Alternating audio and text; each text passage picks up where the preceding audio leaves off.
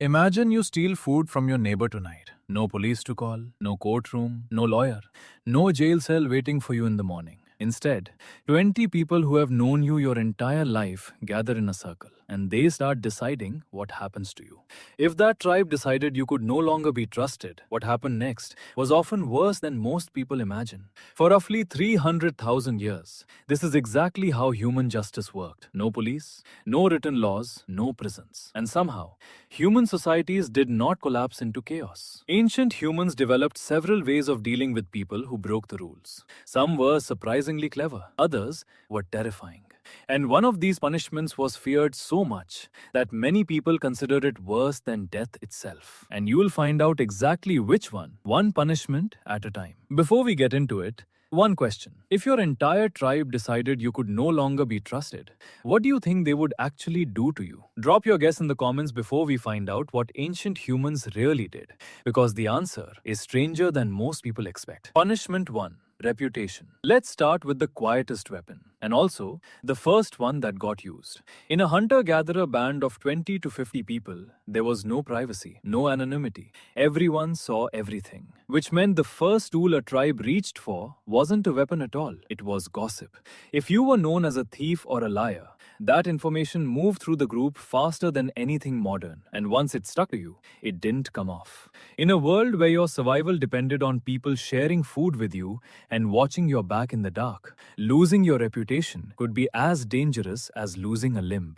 So before anyone was punished formally, they were punished quietly. Smaller shares of meat, being left out of the next hunt, a message sent without a single word. Fix this or it gets worse. For most people, this alone worked, but what happened when it didn't? Punishment 2. Public shame. This is where it starts to get darker. Among the Inuit of the Arctic, one way of settling serious disputes was something called the song duel. Two men with a grievance stood in front of the entire community and hurled insults at each other in verse while everyone watched. It sounds almost funny until you understand what was actually happening. This was a trial. Whoever the crowd laughed at longest lost, and that loss followed him for the rest of his life. Here's the part that should genuinely surprise you.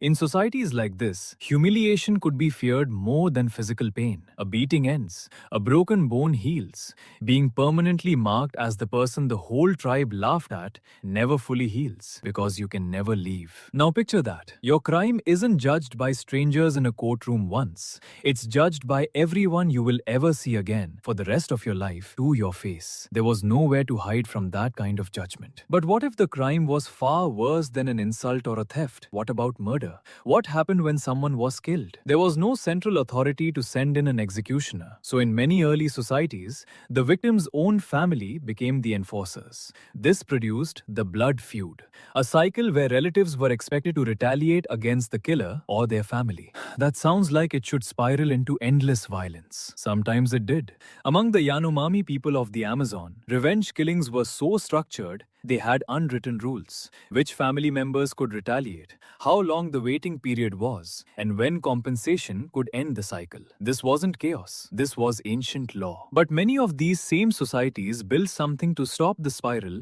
before it consumed everyone. Mediators, set compensation, unwritten rules passed down for generations. All designed so a killing didn't always have to end in another killing. And for the people who wouldn't stop, who couldn't be shamed or reasoned with, for them, the tribe reserved something final. But before we get there was one more option most people never think about. Punishment 3. Restitution. Here's the part that flips almost everything you assume about ancient punishment. It wasn't always about revenge. It was about repair. Modern justice asks, what does this person deserve? Many ancient societies ask something different. How does the group heal from this? In documented traditions from Maori communities in New Zealand to First Nations groups across North America, offenders and their families were often required to pay the victim's family back. Food, labor, a formal apology in front of everyone. Why bother? Because punishing someone out of the group meant losing a hunter, a parent, a pair of hands the tribe needed to survive the next winter. Justice had to fix the crime without starving the tribe that carried it out. But some crimes and some people, restitution couldn't touch. And that brings us to the punishment we promised you at the start. The one some people feared more than dying. Punishment 4. Exile, the one they feared most. Imagine watching your tribe disappear into the distance. The fire behind you getting smaller, the voices fading, the temperature already starting to drop as night approaches, and no one coming back for you. No shelter built for you. No fire of your own. No one to take the night watch so you can sleep. No one to warn you a storm is coming. Because the people who used to read the sky for you are gone. This is exile. And it wasn't a punishment on paper. Nobody laid a hand on you. You simply stopped existing to the only people who could keep you alive. For a modern person, losing a job feels like a crisis. For an ancient human, losing the tribe wasn't a crisis. It was a death sentence with no set date. Slower than a spear, colder, and with enough time left to think every single day about exactly what you'd lost. This is why, for some people in some societies, exile was more terrifying than execution. Death is fast. Exile is a countdown you have to sit through alone. This is what the tribe was really deciding every time they gathered in that circle. Not just whether you'd be punished, whether you still belong to anyone at all. No written law. No police, no prisons. And yet, these societies built a system, escalating step by step, that punished wrongdoing while keeping the group alive. Every layer of it was built around one thing ancient humans understood instinctively, long before anyone wrote it down. People don't fear pain nearly as much as they fear being cast out. If this changed the way you think about ancient humans, leave a like so I know you'd like more videos like this. Today we call the police, and strangers in uniforms decide the outcome for us. Impersonal by design. But for nearly all of human history, justice was the opposite. Intimate, immediate, delivered by the people who knew you best, in front of everyone who would remember it forever. And here's the part that should stay with you. After hundreds of thousands of years, indoor plumbing, courtrooms, and phones in our pockets, humans still fear the same thing our ancestors feared most. Not pain, not even death.